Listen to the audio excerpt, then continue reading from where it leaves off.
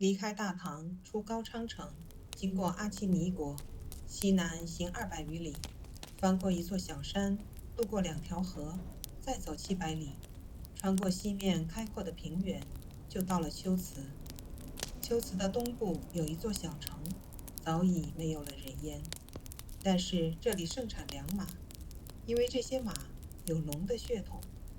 传说曾经生活在这里的人也有龙的血统。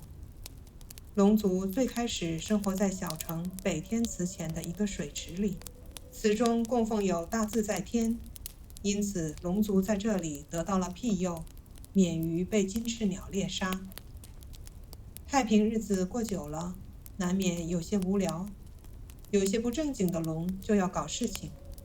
他们看上了来池边喝水的母马，于是变换成公马的形状去勾搭。一来二去，很多母马怀孕了，产下来的东西既似龙又像驹，人们管它们叫龙驹。这些龙驹虽没有龙那样的神通，但力大无比，奔跑如飞，引起了人类的兴趣。毕竟在冷兵器时代，如果说马相当于现代战争中的坦克，那这些龙驹就堪比导弹了。可是龙驹继承了龙的暴脾气，极其难以驯服。如果不能为我所用，那就是劣驹。但这难不倒人类，因为他们知晓一个自然规律，那就是黄鼠狼下耗子，一代不如一代。人类放出母马，让他们去勾搭这些龙驹，这样产下的物种继承了龙驹的部分力量和速度，模样和马一样，关键是性情柔和了许多，可以被驯服，为我所用，是良驹。由此，龙族和人类多少有了些交集。他们中有的龙开始观察人类活动，但他们对自己这些子孙的境遇并不在意，任凭人类将他们驯化利用，大家相安无事。也是由此，观察人类活动成了另一部分龙的兴趣。毕竟不是所有的龙都是那种喜欢勾搭母马的不正经龙。这些龙发现人的食物分配机制极其让龙无法理解，比如那些终日在田里辛劳的人，吃不上饭，穿不上衣，而那些睡到日上3竿才起床的人，思衣得衣，思食得食。龙也无法理解人的性情可以随时无缝转换。同一个人，刚刚还傲慢无比，一转身却又好像低入尘埃。比如那些去田里替地主收租的管家就是这样。龙最不能理解的是，有些人明明已经有了一辈子也吃不完的食物，还要继续打猎，最后把自己累死，然后他储藏的食物只能在仓库里发霉腐烂。龙无法理解的事很多，但他们对这些活动没有分别，没有批判，只是好奇，世界上居然有这样的事。就这样观察了好多年，龙族发现所有人类都是这个样子，差异不大。正当他们快要觉得这种观察有些无聊的时候，出现了一个特别的人。这个人叫金花，是龟兹国的国王。他居然让那些终日劳作的人过上了体面的生活，对待乞丐疯子和对待父母亲人时一样谦卑柔顺。让龙觉得最神奇的是，他会在自己食物都不够的时候，把饭熬成稀粥，只为能让更多的人不饿着肚子睡觉。龙族里也有些极个别很感性的，被这个金花国王打动了，主动献身，甘愿被他驱使，为他驾车。只有一个条件，就是驾车的鞭子不能打脸。龙没有说为什么，但我想这可以理解，估计是因为脸上神经密布，很脆弱，要脸就是要命。估计也是出于尊严，要脸也是要命。对龙来说，人的寿命很短。经上说，龙的寿命最长有1节。什么概念呢？比如有一座城，长宽高都是100里，在其中堆满芥子，每100年从城里取走一粒芥子。当城中所有的芥子都被拿完时，一劫就过去了。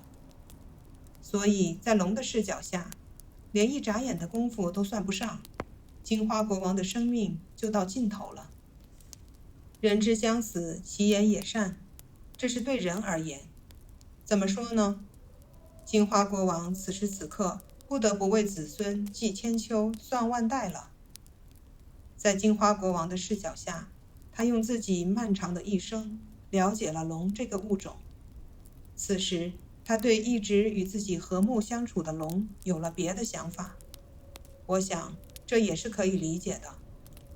在你拥有一项神奇力量之前，你是不太能知道这个力量到底能有多可怕。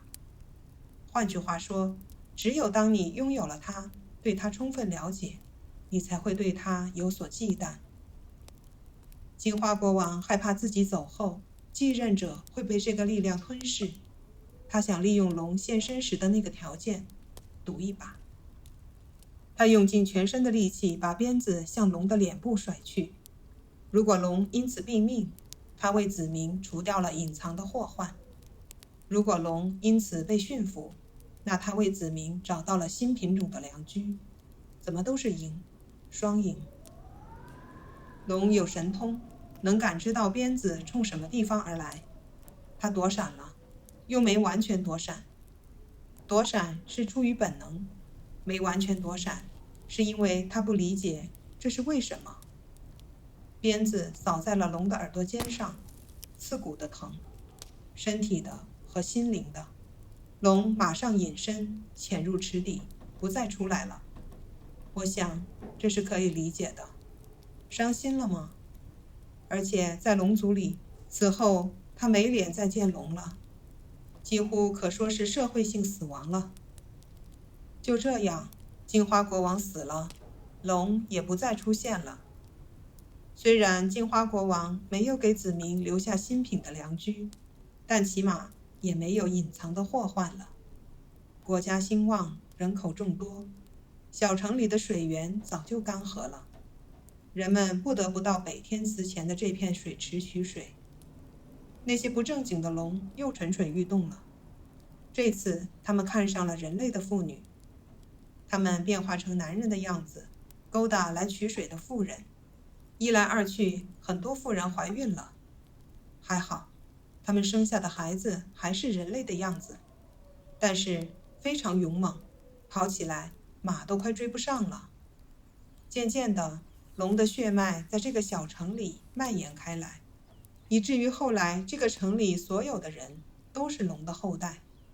他们虽然在力量和速度上不及先祖，更没有神通，但是已经远远超过了那些身上没有龙血的人类。这就引起了国王的注意。国王下令在小城里征兵，这么好的武器一定要为我所用。小城里的人还继承了龙族最容易被人忽视的一个特点，就是多多少少有些放浪不羁、不正经。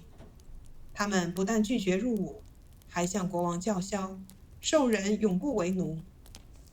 国王的思路也是很简单，强大的武器如果不能为我所用，那留着它就是巨大的祸患。